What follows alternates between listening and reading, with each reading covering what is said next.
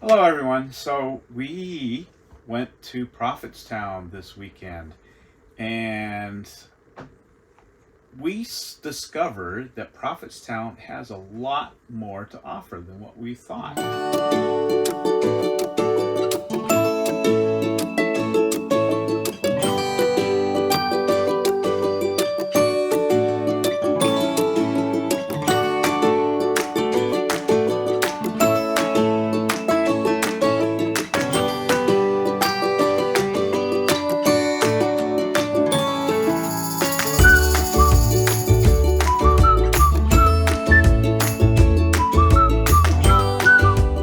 This weekend, we are here at Prophetstown State Park in Lafayette, Indiana.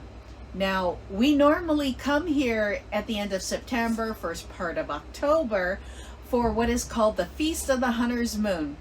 And this weekend, what is it, March? We're in March. Yeah, it's March 19th today. And March 19th, and we decided to come down here. This is the second time we've been out in the Wraith, and this time we towed our Jeep. So we figured it's a close enough location, yet far enough away that we can get a good feel on how it feels when you're driving the Wraith and towing the Jeep. So we came down here to Prophetstown State Park. We've been here many, many times. We love this state park. And in October, right around the Feast of the Hunter's Moon, they have the park dressed up in Halloween decorations with scarecrows dressed up as different this, that, or the other thing. I believe we had a very short clip on Prophetstown before, haven't we? Yeah, we did a video last fall on Prophetstown, our stay here. It was in October that we were here, and the weather was quite nice then, much warmer than what October normally is. Yeah, our journey down here was in rain, and it was kind of nasty, and we got here, it was totally dark. We had to maneuver the Wraith a little bit in order to get it into the space. We're like 34 feet long. It's a little bit difficult to get in here. I guess this is an older part of the park, and maybe but it's still just as nice as the other sections that we were in the fall. We really enjoy it at this park. Unfortunately, today it is cold, it's rainy, it's miserable. We have not really been outside other than to take the girls here for their daily constitutionals. We did a few things around the RV. We hung another basket over by our table, and we fixed a couple more drawers. We actually did a video on fixing the drawers, so we'll probably have a short OIT tips on that. What else did we do? Oh, we actually, this is the very first time. I don't know if y'all know what sous vide is. Sous vide is a method of cooking that involves keeping water at a constant temperature. And we are right now actually cooking some steaks, some New York strip steaks that we brought along with us to have for dinner tonight. And they are going to be ready in about 40 minutes or so, but that's not going to hold us off. Actually, this video probably won't be that long anyway. I'm just kind of rambling at the moment, so. Well, we were hoping to get some biking and some hiking in. This park has some paved trails, and they seem to go forever. Normally we are in a vehicle, so we've not done a lot of hiking or biking, and we're only here for the weekend for Feast of the Hunter's Moon, which we come down on a Friday. We do the feast on Saturday all day, and then Sunday we take our time, pack up, go home. Unfortunately, with the weather this weekend, and it kind of changed from the start of the week. It was supposed to be really nice and sunny and warm, But as the week progressed, it got cold and rainy and icky, which is okay. We still got out and, came out down to the park, and we may not be getting out to enjoy what the park has to offer. There's always a possibility that we can tomorrow before we leave. It's supposed to be sunny and a bit warmer than it is now, so we'll see how it goes. We're looking for highs in the 60s tomorrow, so we're hoping that if we leave just a little bit later, we don't have checkout until 5, and we're hoping that we can get some bike time in and maybe do some video of the bike riding. We have a reveal video coming up, hopefully in a very near future. We went out and we made a substantial purchase of some new bicycles. Or actually not bicycles. Well, they are bicycles, but they're more than bicycles. And we're looking forward to doing that video for you guys and doing our first ride on them.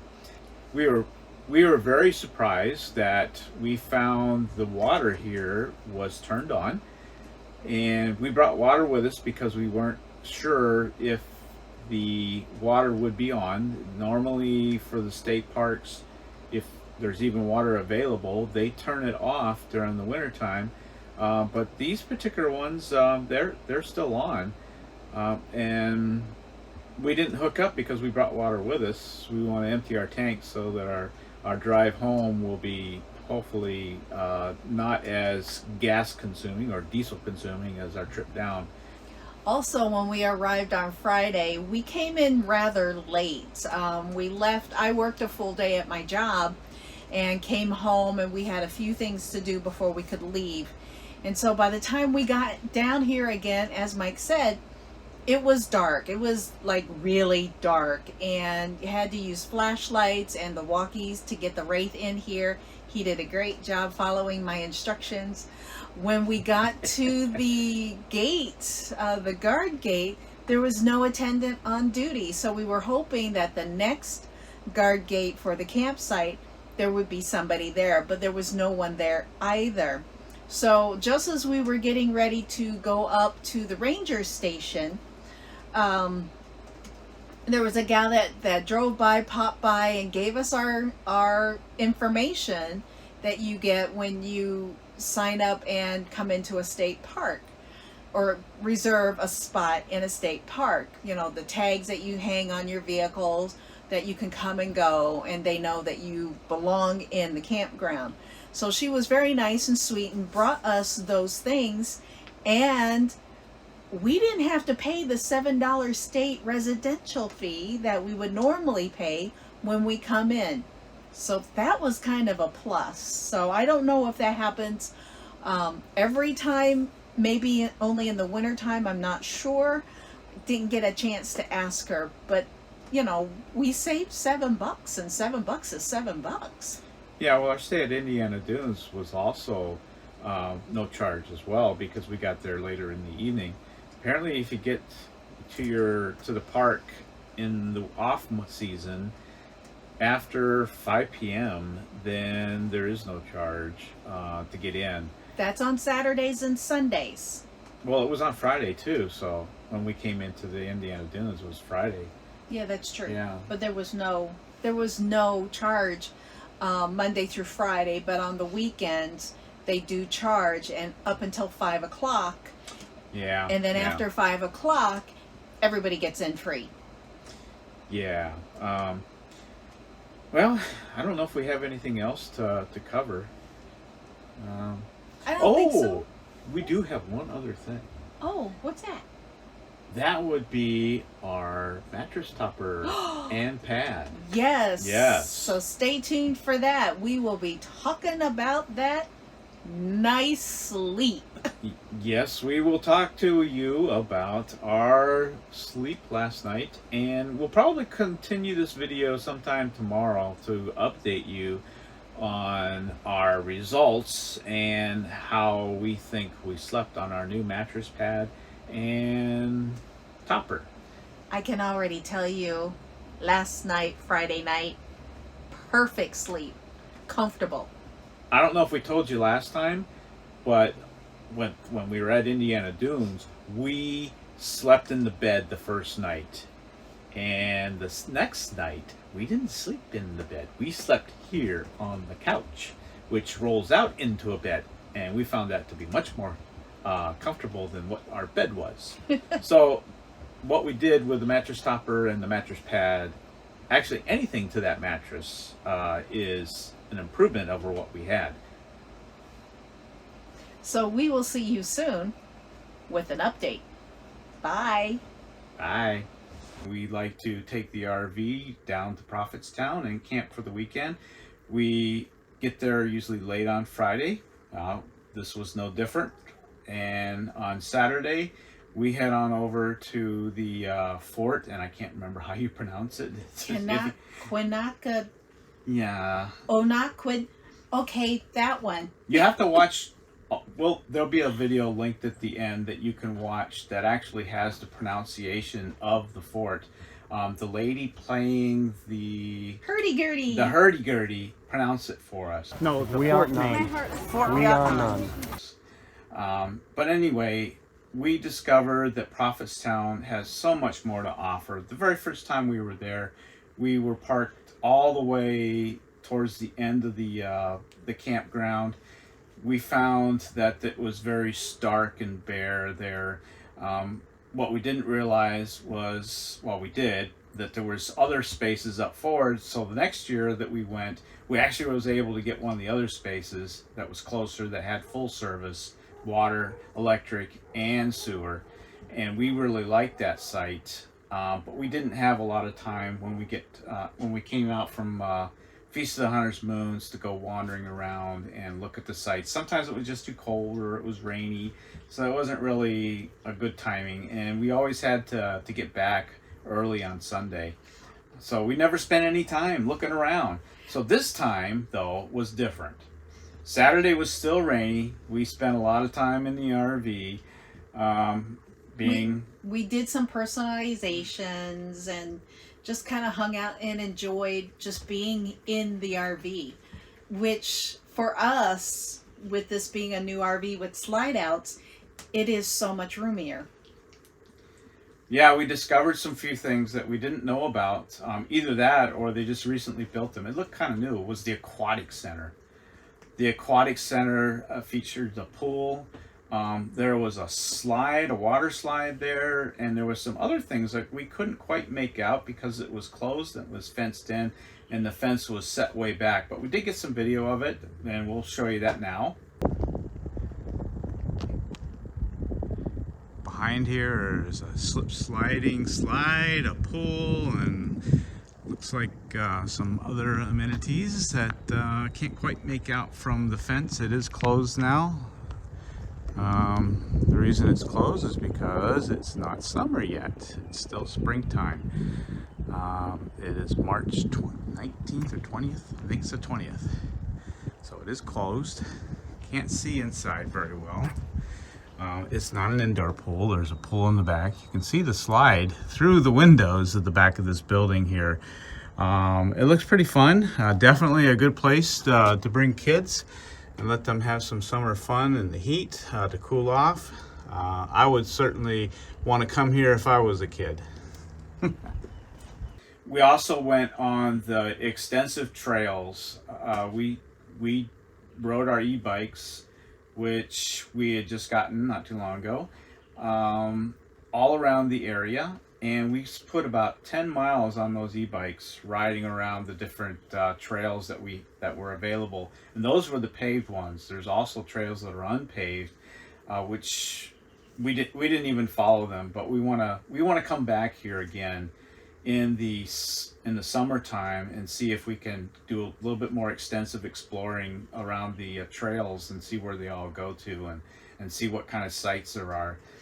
There was a lot of things that we liked about the trails. They were very open, a lot of things to see. There was a pond that we visited with some geese that were getting fritter pated.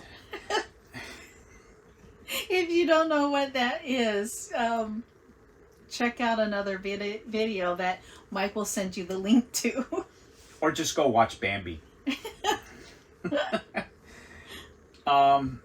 The only reason I know that is because I have kids. So don't get any ideas. Or if you do, just keep it to yourself.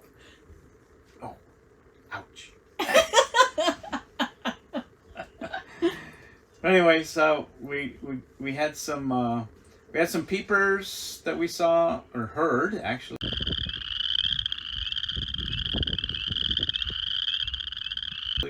I caught one on Friday night. Yes, you did. Yeah, when we were pulling in, we pulled in, and there was a little frog. I call them peepers. Little tiny frogs, tree frogs, if you like. I think that's what they are, but apparently they like the marshes the most.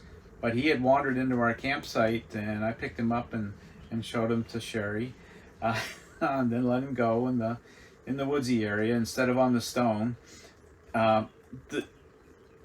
The parking spaces, the campsites at Prophetstown are really, really nice.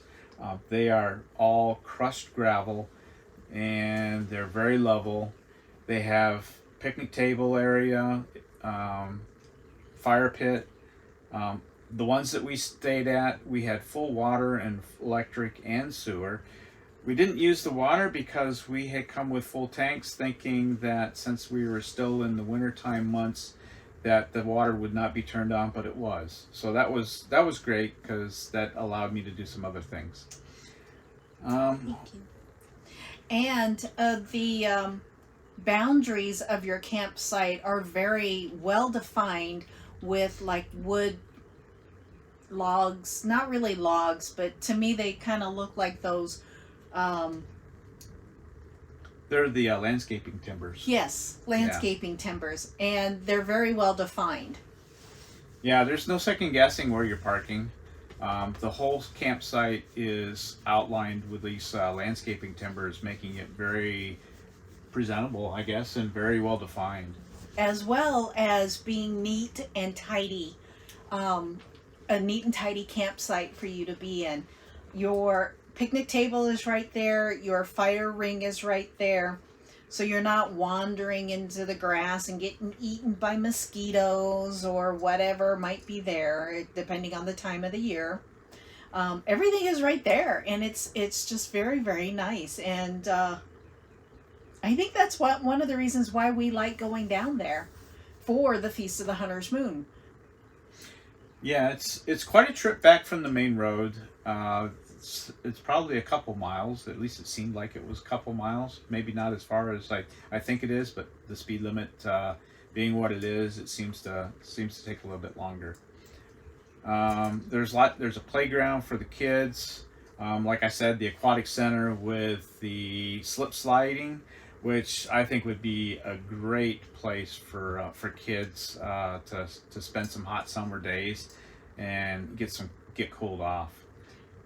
I don't remember any. I think there was a swimming pool too, but I'm not 100% sure on that. I couldn't really see it. There was a very strange setup. There was what looked to be like a bucket, a huge bucket. I mean, huge, like hundreds of gallons huge. Well, and there was maybe a spout not that come big. over. It was pretty good size. This big as me, as tall as me. It looked like a beach bucket. Is what it looked like. Well, yeah, it looked like a beach bucket, and as Mike was saying, it had tubing that came in what we could only envision where water would fill up the bucket, and once it got to a certain level of water and it looked like it would tip over and douse the people underneath or the kids, because it looked like it was more for little kids that are just too small to be in like a pool, or where the slidey thingy was. I don't do water parks, so Yeah. Well, we want to go back in the summer and we want to see it operate, and if we do, we'll certainly include a video of that for you to look at in a later video. Definitely. And there's a concession stand there, so if you tuck away some cash and something, you can have probably soda, something to eat. since it was closed, it's hard to tell you exactly what they offer. But hopefully we'll go back and see, and you never know. You might catch Mike in a swimming trunk. Not likely. not that. Oh. But we also took a ride down to a fishing pond that they have, and it's a very large fishing pond. It's catch and release only. But so we're here at the fishing pond, and there's some geese in the water. Mike is doing his video thing.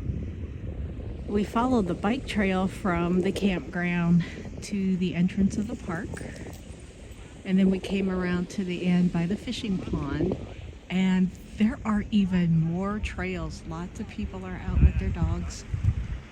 It is a beautiful Sunday. And we're probably not going to leave until a little bit later in the day.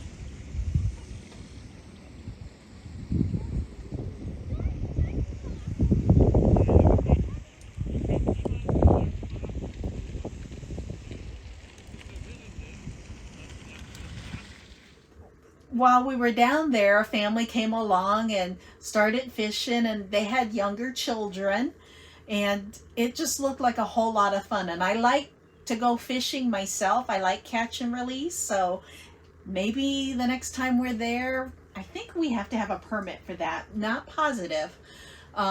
It's been a few years since we've gone fishing with our licenses, so... But it's catch and release. There are picnic tables around the pond that you can sit at. There was a person across from the pond from us that looked to be meditating and or reading. But yeah, it's very relaxing there around the pond.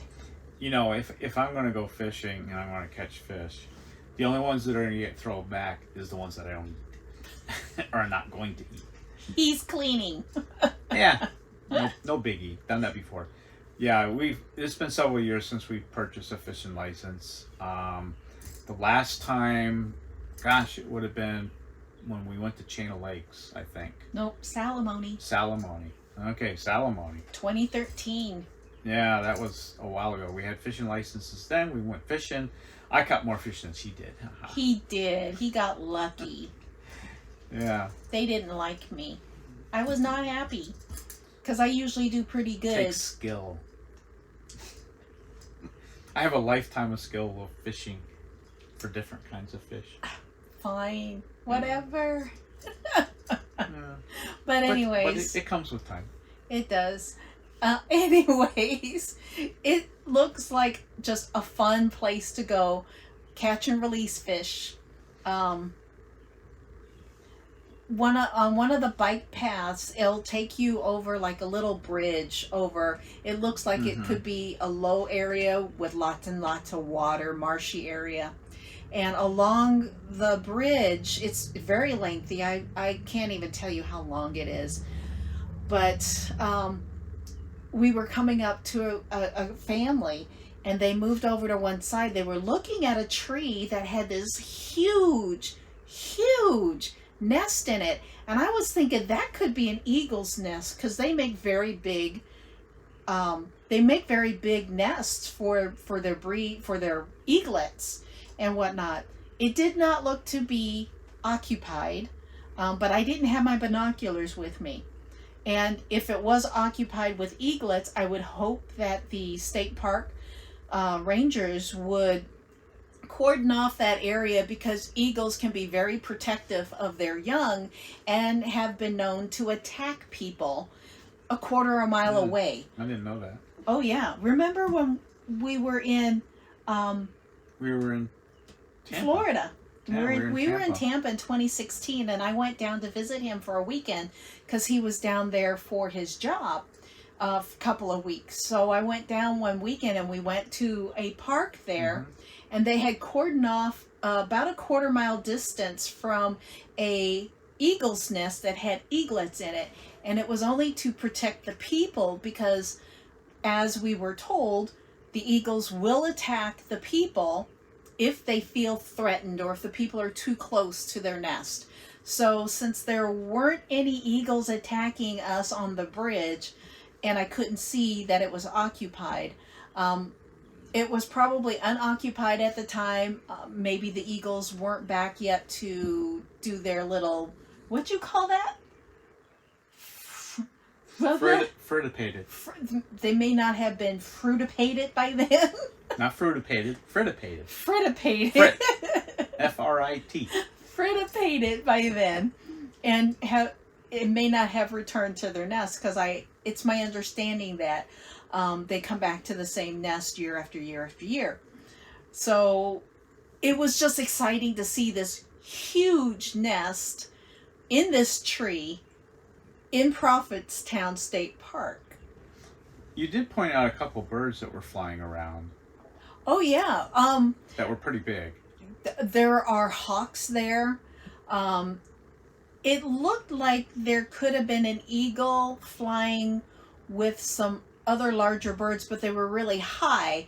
And I think I glimpsed, like, it may have been a young eagle, because it looked brown and maybe like little white tail feathers, but it was hard to tell because they were really high up. There was a hawk as I was riding along the trail, and Mike decided to videotape my coming up to where he was at. There was a hawk that was paralleling me, and I caught the shadow, and I had to look up to see what it was, because only a big bird could cast a shadow like that. And it was a